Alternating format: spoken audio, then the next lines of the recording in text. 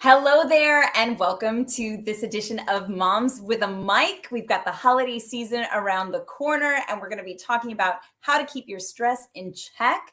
And we're also going to do some chatting about some fun and easy family recipes for the kids. So, thank you so much for joining us. I want to go ahead and bring on my wonderful moms who are going to be joining us for this chat. First, I'll welcome Kenerly Wright, who is owner of Kid Create Studios and a mom of two. Kenerly, thanks for being with us. Thank you for having me.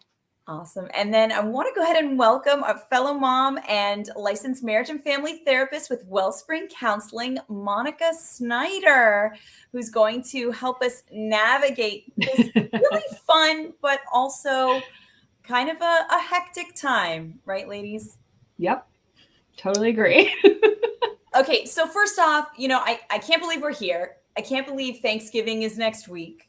And then we know, Christmas, Hanukkah, the big holidays steal the show right after that. What's on your minds right now? And, are you concerned about maybe what's maybe the number one cause of stress? Kennerly, I'll ask you first when it comes to the holiday season. Well, I have two small kiddos. I have a 2-year-old and a 3-year-old and a 5-year-old. They are very new to the holidays, and as they grow up, they're learning more and more about the holidays. So for us, it's always about making sure we understand the importance of the holidays. Like, it's not just about, gifts for Christmas or candy for Halloween. Or just the food for Thanksgiving. Really is about family time and understanding significance of those holidays. We also want to make sure we take it one day at a time, because as we're getting ready for Thanksgiving, we were just at a tree lighting ceremony this past weekend at the Gulfstream Park. So it's just a lot of activities at once, but also making sure we just take it one day at a time.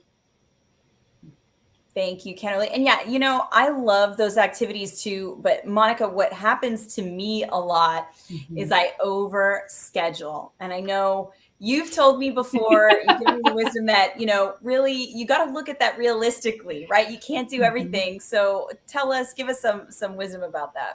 Yeah, and I think that's the hard thing is that there's always a ton of different activities that we can do during the holiday season, but then we start to get stressed out, right? We have too many parties or too many activities. I've got to make all these cookies, I've got to wrap all these presents, and then we miss the holidays actually as a whole. And so it's really important. Even this week, you asked, what's on your minds, and I'm already starting to look at the next 6 or so weeks and notice, okay, what can we realistically attend? What is going to actually be enjoyable for our family versus I want to go, but maybe my husband doesn't want to go and it's going to cause a fight.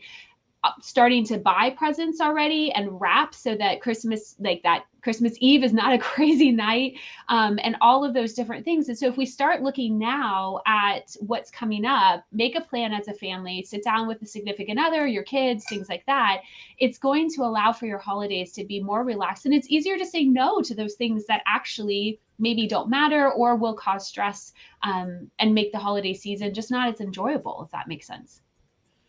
Yeah, no, that's wise. Kennerly, your thoughts on that? I couldn't agree with Monica more. Like, definitely planning ahead. Recently, I just stepped into Michael's to get something for my child's. She had a project due at school, and I noticed that everything was 40% off for Christmas. And I was like, you know what? Now is the time. I'm not going to wait until 2 weeks before Christmas or the beginning of December or right after Thanksgiving when everyone is trying to get their holiday supplies, holiday shopping in. I'm going to do it right now. And also I'm going to save money doing it. So I went ahead and made the decision, just start shopping. Although my husband may not agree and understand why are we buying Christmas things right after Halloween, but it made me feel so relieved. I was like, this is one thing off my list. And I would recommend every mom to do that. Just really try to plan ahead, because it's just going to make the rest of the holiday season run so much more smoothly. Yeah, that's definitely helpful. Planning, do it now, right? Because I think, you guys, my biggest thing is I feel like, oh, there's so much time, and there's really not. There's a set amount of weekends, a set amount of times, and I think also I tend to, maybe I'll talk to a fellow mom and say, yeah, we should go do, some really fun activity, and I don't know when we're going to do that. And then it ends up not happening because you just don't have enough days on the calendar. Mm-hmm. And I find, like, as I said, shopping ahead, I know there's a lot of different activities. Recently, the Brightline just launched their Polar Express train for the holiday season. If you shop early and get those tickets early, you actually get a better price on them versus waiting weeks before or even days before. You may not have the availability. So really, it's helping us plan and helping our pockets too. So it's only beneficial to have those planned out in advance.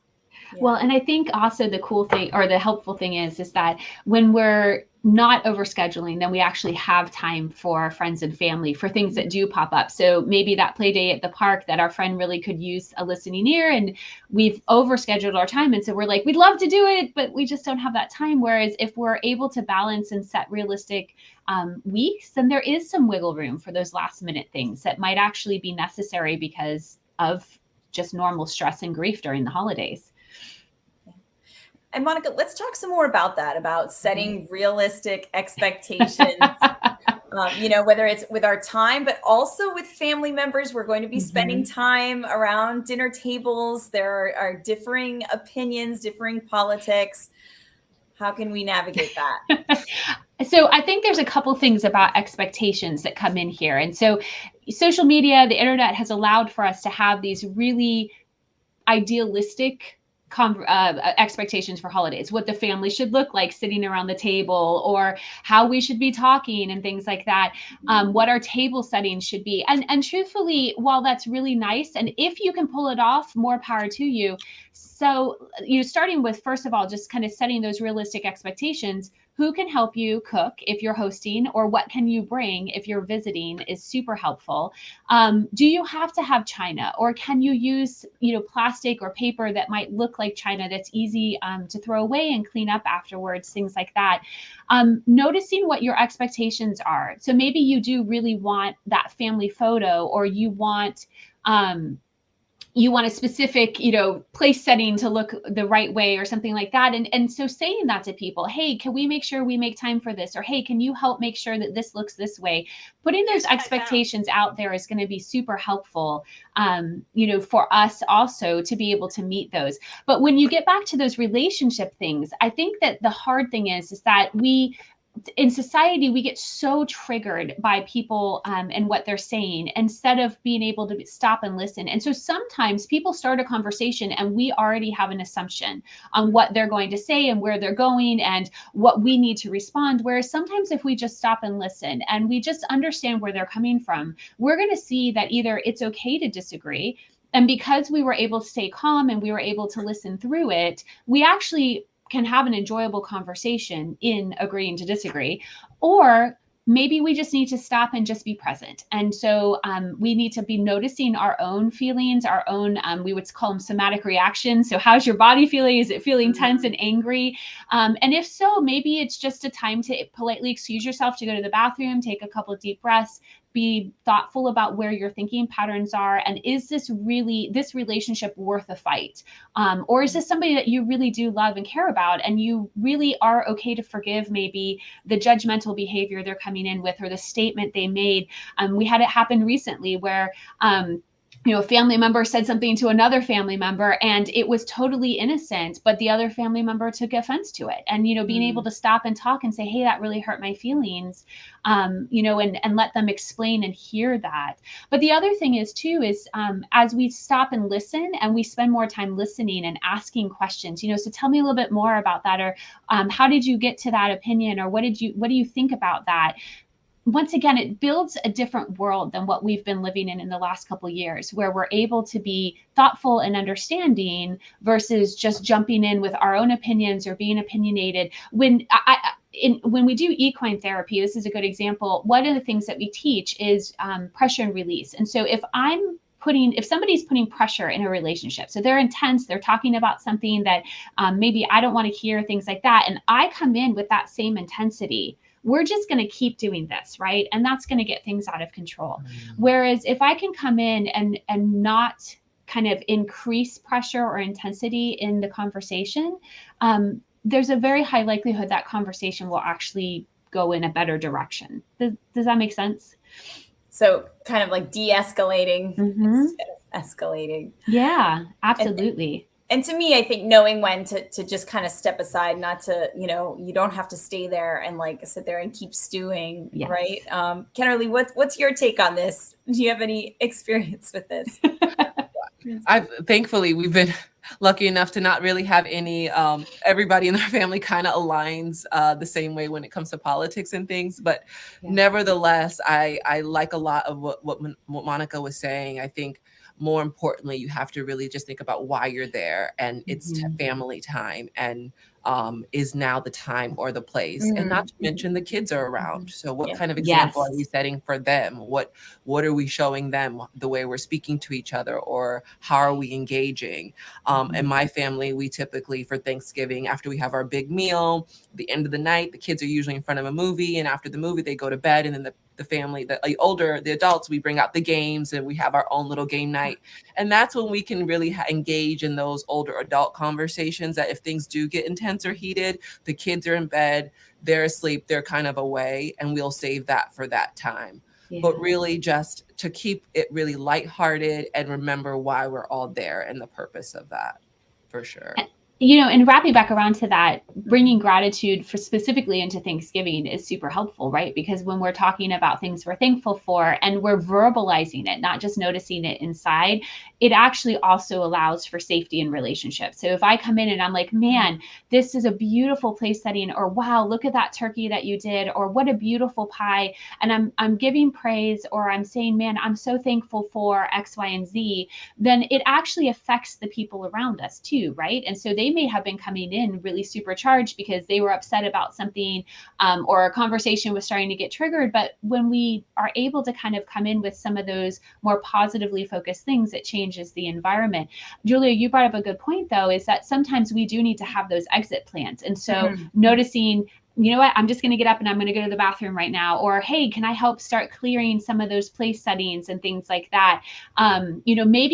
Maybe you know who that trigger person is in the conversation. And so you will ask somebody that you trust, whether it's your significant other or another family member, just to say, hey, if you see something happening, can you just come and kind of help me walk away? Or can you help me by changing the subject? And, so there's so many different things that we can do to kind of de-escalate things when we're feeling stressed. But, going back to those positive things, when we talk about, just pausing before we speak, to be thoughtful about phrasing things positively, talking in a positive setting versus a complaining setting. And then, like I said, noticing, what is worth forgiving? So is this really worth holding a grudge and being disgruntled and ruining the rest of the day? Or is it okay just to say, like, you know what, it did hurt. It's not pretending it didn't hurt. It's not pretending it didn't happen, but just saying, like, I'm just not going to carry it. Like, it's not even worth carrying. I'm going to focus on something else right now. Yeah, letting it go. Yes. No, don't bring that song up. I'm just kidding. Let it go. Yeah. And when you were talking about exit strategies, one thing that I literally have done with my husband is having a code word that I'm uncomfortable, or things are going bad, and we need to make our exit. And so that has helped me in the past, like setting that up ahead of time. Absolutely. I think being present for your family, a lot of what Monica said was giving a helping hand. Try to be more focused on, as you said, serving others and thinking about others. What do you need help with? How can I be a part of this, this Thanksgiving dinner or this Christmas? How can I make it easier for you? And the little goes a long way, especially if that other person is a parent and has kids involved. So anything that we can also do to help each other, it truly takes a village. It really does. Absolutely. So I think that's helpful. It does. And we were talking about having this idealized vision of the holidays, when you see the commercials and people together and smiling and everything looks so perfect. But I mean, we know our families are not perfect. And I feel like, you tend to fall into old patterns and old habits when you get together with different generations, and even like, things that that maybe from your, your parents growing up, that maybe, isn't something in your own household now, but you go back and, sometimes like during the holidays, I feel like I'm not even an adult again. I'm not in charge. Yeah. Right. But I kind of, have to defer to my mom and in a loving and respectful way, of course. But then there's just so much that comes into it now. And with kids and, like you may have your own rules for your kids in your household. And then, at grandma's house, it's totally different.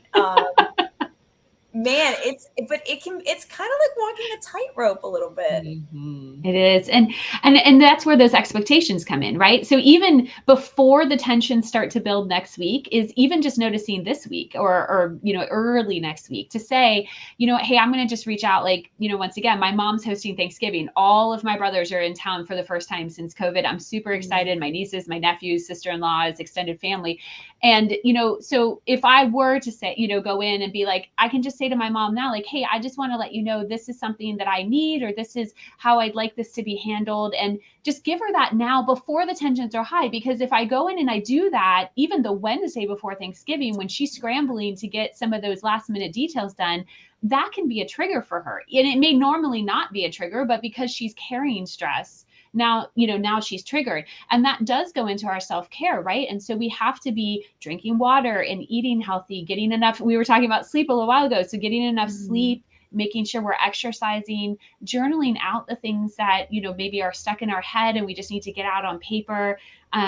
Even seeking counseling, I know that I'm a counselor, so of course I'm going to say that, but the truth of the matter is there's a lot of stress and grief that come into holidays that we don't even realize we're carrying. And so just being able to make an appointment with a counselor over these next couple of weeks and just say, hey, I just need to come in, even just to do a checkup and just talk through stressors, just to have somebody that's neutral and outside of the family to process things, so that when you are with family, you're in a really super healthy place so that you can be present and you can be helpful and things like that. So absolutely. Yeah. And man, it just trying to think of, I remember one year I heard from a coworker, man, I just got to get through the holidays. And I thought to myself, no, I don't want to think like that. This is right. Before we started this live chat, we were all talking about our kiddos and what a special time this is, at every stage of life. And my hope, my prayer is I really want to enjoy this time. I don't want it to be overcome, with the stress and the craziness of things. Yeah. And that's those expectations.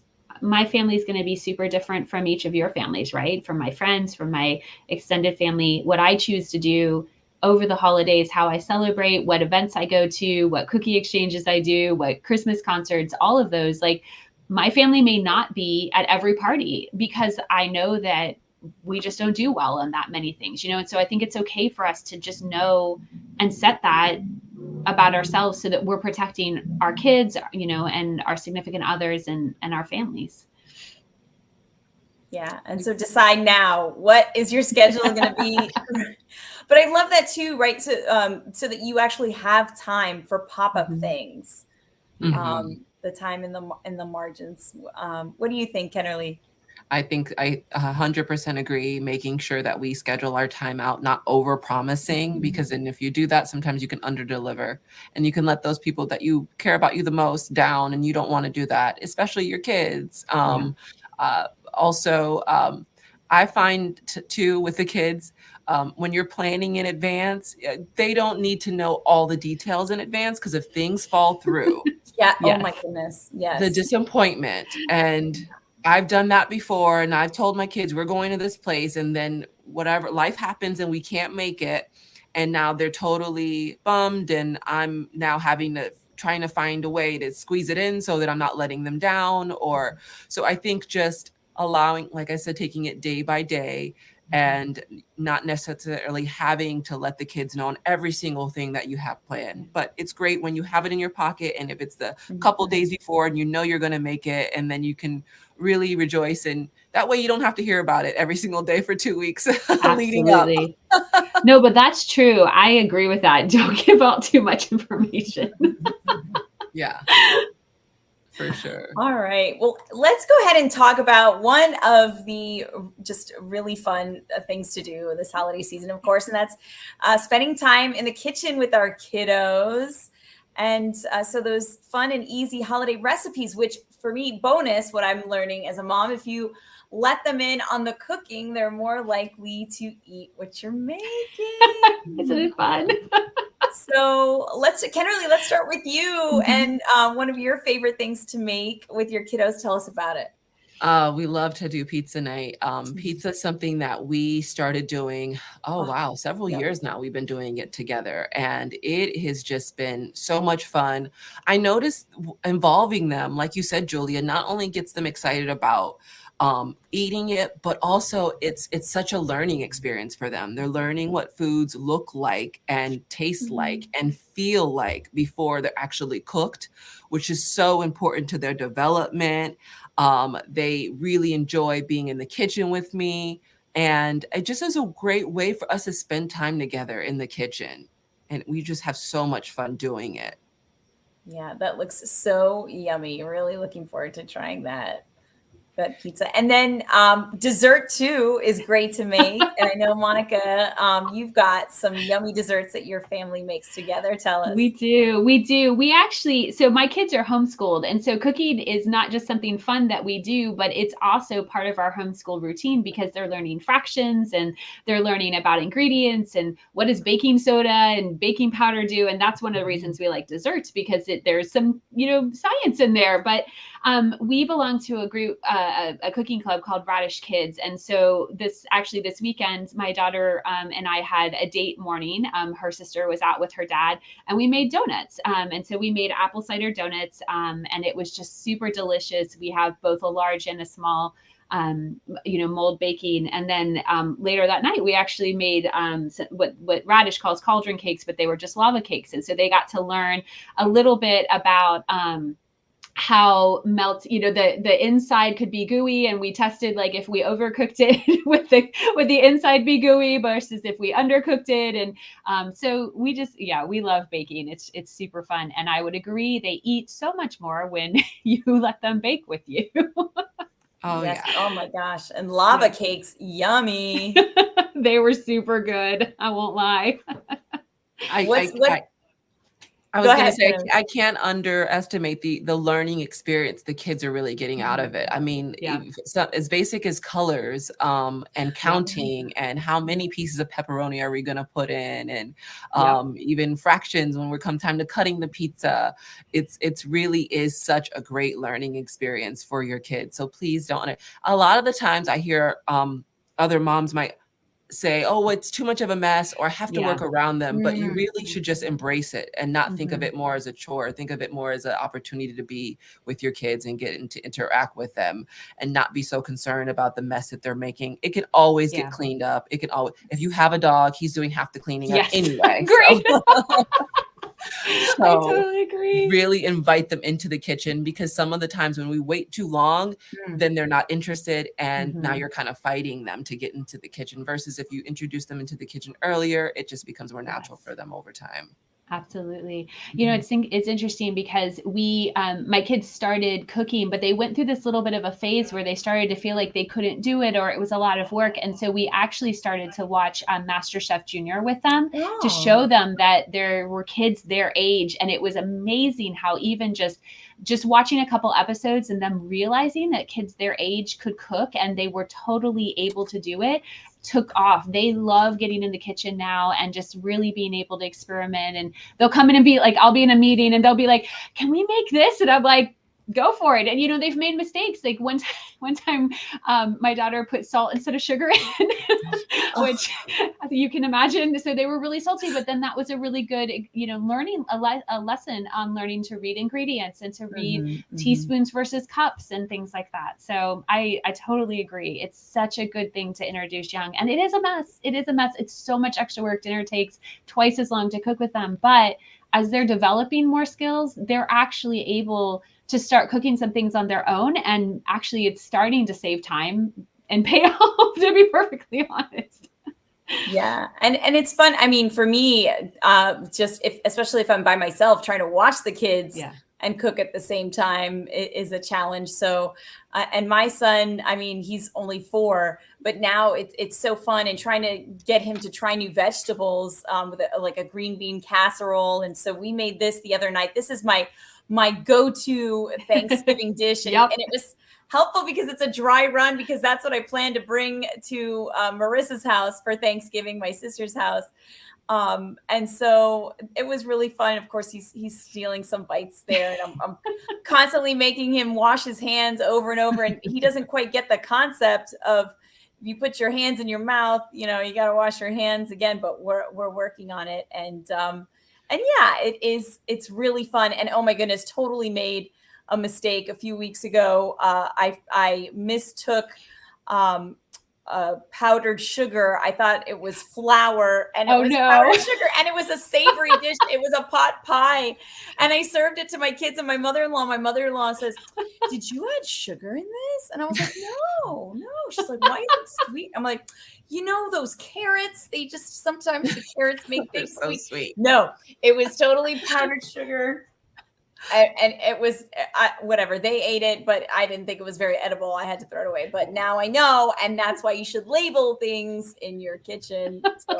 I will give a suggestion to all those parents who are kind of nervous about bringing their kids in the kitchen. Prepping is really a great way. As before you invite them in, have everything set out so you're not running and grabbing and trying to get it in the middle of the cooking. If everything's already on the counter, they're just simply grabbing them and then pouring the ingredient in. That way you're more focused in on them, and they're not having too much time where your eyes aren't glued to what they're doing. Yeah. And I think kids' knives too, because that was one of the things, like even when we first started cooking and teaching them to cut, was instead of giving them obviously the sharp chef knives, we started with kids' knives. And it was definitely more difficult for them to cut through certain items, but it gave us a little bit of ability to slow them down and to teach them safely how to use knives, versus just starting them really young with super sharp objects. But yeah. Well, ladies, thank you so much. This has been a pleasure to talk about this, and I just really appreciate your insights on just trying to to maintain our mental health going this. Any final thoughts from either of you? Go ahead. As far as the recipes, for sure, I think I love the idea of the kids' knives. Parents, if you want to take a trip to the dollar store, there's really inexpensive kids or small sized tools that you can use to bring them to let them use. Helps them with their dexterity, helps them with their cutting skills, clipping skills, all those great things that's going to help them in school and in the long run. So make sure you embrace it, as well as the holidays too. It's such a fun time of year, and I'm glad Monica brought up that the COVID is not over, but at least we get to be back together in a safer environment with the family. Yeah. And I would agree. I think, once again, like I said, we belong to Radish Kids. They come with little kid-friendly items that they can use to cook, and the recipe cards are super easy to read. And so it's just inviting your kids into the kitchen to start cooking cookies with you for Christmas season. That's such a fantastically fun tradition that you can start. But, once again, just going back to those mental health things is just really noticing yourself, noticing your expectations, noticing where you're hoping life will go, verbalizing expectations and needs, but also taking care of yourself, setting those boundaries and those self-care things. These weeks are going to go so fast. And so, just taking this week to do that is just tremendously helpful. But yeah. Well, thank you both so much for your input and for sharing. Great to see a little bit into both of your families. And thank you. You're making me more excited about the holiday season. And I also want to thank our wonderful producer and fellow mom, Monica Galarza, who helps make this all possible. Monica, thanks so much. And ladies, Monica Snyder with Wellspring Counseling, and Kenerly Wright of Kid Create Studio. Yeah. Thank you both. And just look forward to sharing this and enjoying the holidays. Thank you so much, ladies. And thanks everyone for watching. Thank you for having us. Yes, thank you. Happy holidays.